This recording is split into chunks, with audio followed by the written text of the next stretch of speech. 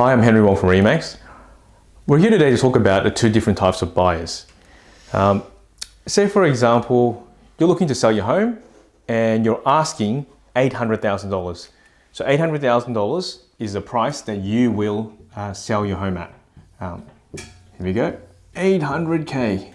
Okay, now our first buyer is what we call the first and final buyer. These are the buyers that make the best offer and they say, Henry, take it or leave it. For this example, this buyer is going to make an offer of $780,000. Now, in our negotiations with the buyer, we're going to say, Mr. and Mrs. Buyer, if another buyer makes an offer that's higher than yours, $795, are you happy to let them have it? If they say, oh, yep, Henry, they can have it. 780 is where we're at. We don't want to muck around. We've already lost out on one other house. We don't want to muck around. Take it or leave it. Then we go back to them. Okay, how about 790? No, I don't care. I don't care, Henry. Even if someone comes at $780,001, they can have it. 780 is where it's at. You can tell the owner, we do want to buy. We're not going to give a lowball offer. They want 800K. We're going to offer 780. So we believe our offer is reasonable, 780. If the owner comes back to negotiate, that's it, we're gonna buy something else. We don't wanna muck around. We don't wanna waste their time. We don't wanna waste our time.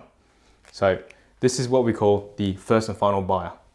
Now, the other buyer is, my definition is the pivot buyer.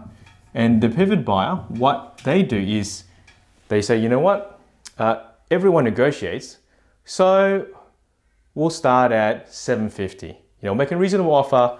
We'll start our offer at 750K. And you as the owner go, Henry, we do want to sell to these buyers. Let's see how much they can come up with. But no, we want 800K. Let's just countersign at 800K. So we've just countersigned at 800K. And this buyer goes, look, Henry, we do want to buy this property. Of all the houses that we've seen, we do like the home, but 800K, we don't see value in 800K. How about we meet them halfway? So 775. That's where they're at. This is what I call, in my definition, the pivot buyer.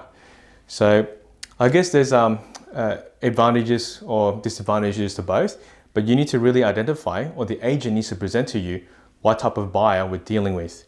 Now, if we're dealing with a first and final buyer, the last thing you want to do is to negotiate with them, especially if they won't budge after multiple attempts, because you will actually lose them. So in this example, let's say they are the highest buyer at 780 and your second highest buyer is at 760. Now, if you push them anymore and you're going to countersign 800K, chances are you are probably most definitely going to lose that buyer and you have to deal with the second buyer at 760.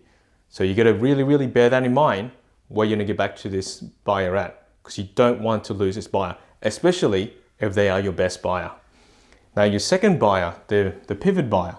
Now you can go back and forth with the buyer, but just like you and just like the buyer, there's only so many times you can go back and forth before a buyer gets fed up or you get fed up. So you can go back and forth, I guess a couple of times, we'll meet you halfway, and you don't want to overstretch it. You don't want to test a buyer's patience. Same with the buyer, you don't want to test the seller's patience. So there you go. You have the first and final buyer, and then you have the pivot buyer. You just got to know which buyer you're dealing with.